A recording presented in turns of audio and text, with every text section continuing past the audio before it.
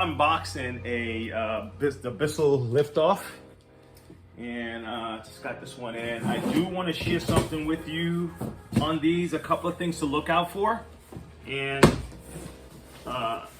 because the more informed you are on these things, the better experience you're gonna have with equipment. That's just the way it is. So let's see what we have here. All right, so when you get a Bissell liftoff, you're gonna get the handle.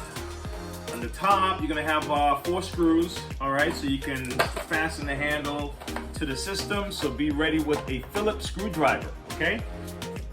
All right. See, you got your attachments. We'll put these on. This is for the upholstery and also the crevice area. Right. Okay. We got a little packing supplies here. All right, so I am going to lift this up. You have the handle in the back, and you have the handle on the unit itself. I'm kind of holding the unit, and I'm just gonna hold in a box. That's what I meant. I'm just gonna kind of lift this up, and you could probably have somebody help you hold the box still while you do this. All right, so boxes to the side. Yeah, let's put this baby here. There you go. You got your brand new Bissell liftoff. Yeah. What to do next? Well, let's just slide this in this way. You got these two. You got these two little this opening right here, and you have these 2 prongs right here sticking out. 1, 2, 1, 2. Okay. I don't know if you can see them from there. And slide it in. You're gonna put your screws here and your screws here. So let's give this a try. Get something. All right, man. That tape is no joke. Okay, let me turn this camera up a little bit there. So don't strain you. You guys okay? All right, so let me get my screwdriver. You know what? I know some of you would not have started this video without your screwdrivers laid out. And for some reason, some of us do that.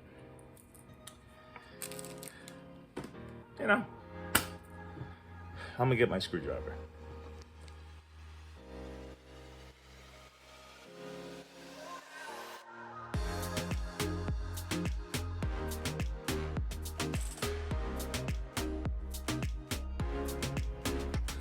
So now the instructions are also in the back if you just got one of these things, and it really kind of just maps out what you're supposed to do with the screws. But if you notice the arrows here, you're gonna put a screw here, screw here, screw here, screw here. Put it in nice and flush, just continue going until you can feel that it's flush. What you don't want is this thing sliding back and forth a lot when you're cleaning. You have your attachments, your upholstery tools. All right, you can just put it on the unit while you're at it. And now I am going to tell you what to look out for with this unit, and some of it. Okay, so all right, so you got your Bissell Proheat liftoff, okay, Proheat 2X liftoff. And you want to make sure that you keep this thing around as long as you can. Okay, what are some of the things to look out for? And there's some things that's unavoidable. Okay, and there's some things that you can avoid. So here, let me let's take this baby down, and I'm gonna bring up one I'm working on right now. There's one I'm working on right now, and this one here. This is not the liftoff. This is really the spotclean Pro, but the body is the same. The same body. Okay, it's the same setup. And let me show what I'm talking about. If you take off, there's a button on the side of the Proheat. You step on it, and you can just take off your liftoff. And these guys are identical. They're the same. Okay. Same setup. Okay? All right, good. So let me put this back. All right. Now, this one came in with a spray issue, okay? And a lot of the times when you're thinking that it's not spraying, you're assuming that the pump is messed up. You know, maybe something is clogged or whatever, but sometimes this is the issue. Now I got water in here, I got some water. And it's not spraying, man. I was like, man, I'm gonna have to open this thing up, go inside, figure it out. All right, so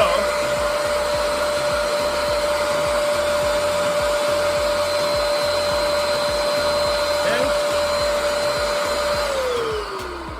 All right, so there's no water coming out. So what do? Right? Now, unfortunately, some of us are not going to have access to an extra tank. But to save you the trouble of going through, taking this whole thing apart to find out that it's not your tank, I mean, that could be, that's a big job. But I had another tank, right? Look at this. So I tried this first before I opened up the unit. All right, this tank has water on it. And let me turn this on and let's give it a test.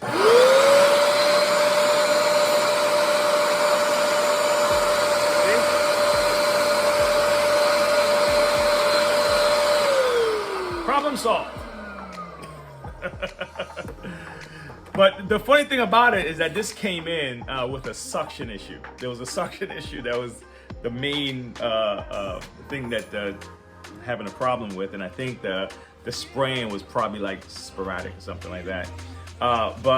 And the suction issue can be solved a couple of different ways, all right? But before I get to that, let me let you know what caused this tank to go bad. I'm not sure if you can see it on this thing here, but on my end, what I'm seeing here, let me just, this is just a fraction leaning this way, just a little bit. This here. Like, okay, maybe you could see it this way. Let me see if you can see it this way. Maybe you can see it this way. Let me see, let's get close.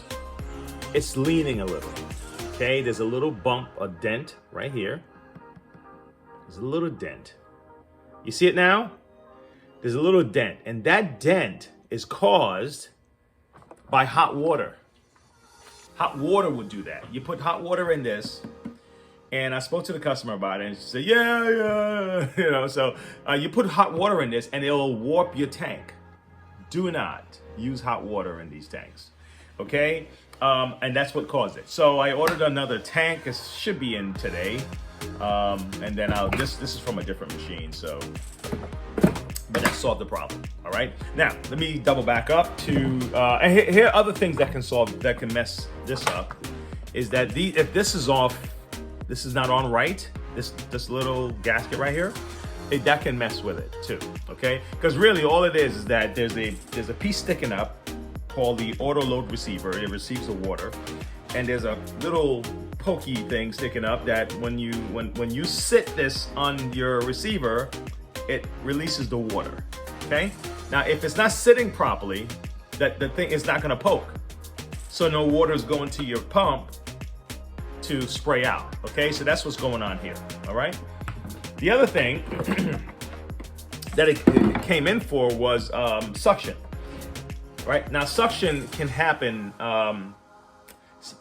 you shouldn't have much suction issue with these things. It's very simple, right? And if your suction is messing up, check the filter. Check this section right here. Check this little section. Clear off all your debris from here, all right? And that should take care of it, all right? That should take care of it, okay? If anything else, check this. See if this is clogged up, okay? Because cleaning these, when these get clogged up, there's not much you can do with this, man. I'll be honest with you. The best thing you can do is get yourself a twist tie. It's a small version of what Bissell would send you, all right? The nozzle clean out tool, they have these. If you have one of these, maybe you can do it, but this is too big to fit in here, you know. I mean, it can, but you know, see that? You go in here and you just kind of try your best to clean this thing out. I'm not the fan of this. So you can get something that you can kind of wiggle real good. You can also go in the, this can't fit in here, see that? Can't fit on this side to go in. So a little zip, not twist tie, a zip tie. That it looks, you know, plastic thing that you get them and get up in here and clean that out. How's that? Good? All right. So, and that's really it, man. That's it. Now, what else to look out for? What can go wrong with this? The brushes, the brush motor. Sometimes you'll run into complication with the brush motor. So you don't want to overstress that brush motor. You know when people go over the edge of a rug and it gets jammed up, like, you know, you could tell something got stuck in there. Avoid those as much as you can. You don't want to overwork that motor. And also, this here. This is notorious. This section is notorious for breaking. Unfortunately, that's the way it's set up to. If you notice, they're set up to do this, and the moment you do this, you put a strain right here. Okay. The only thing I can probably suggest, if you're you know, you're fearful of this thing breaking and having to replace the hose, right? Is maybe but I know you don't want it dripping, but you know, maybe set it up like this or something, you know. But anything that's gonna reduce that, I don't know, you're not seeing me right, sorry. You know, probably set it up like that, but anything that's gonna reduce the bending right here, okay? So maybe you can come up with your own, maybe, you know, you just, I don't know, store it like that maybe, you know, but anything that's gonna reduce that bending, because eventually it'll snap and that's it, you're gonna have to replace your hose. And I think that's about it, okay? So stay away from the hot water, clean your filters out, and look out for this little section here, and be careful when you're using that brush roll, not to go at the edge of rugs, okay? And that's it. Hopefully that can help somebody out there, okay? Thanks for tuning in. We'll talk again later. If you have any requests, you know what? You know, do your best to, you know, explain what you're having trouble with as clear as you can, and I'll do my best to see if I can answer it. All right, talk to you soon. Bye.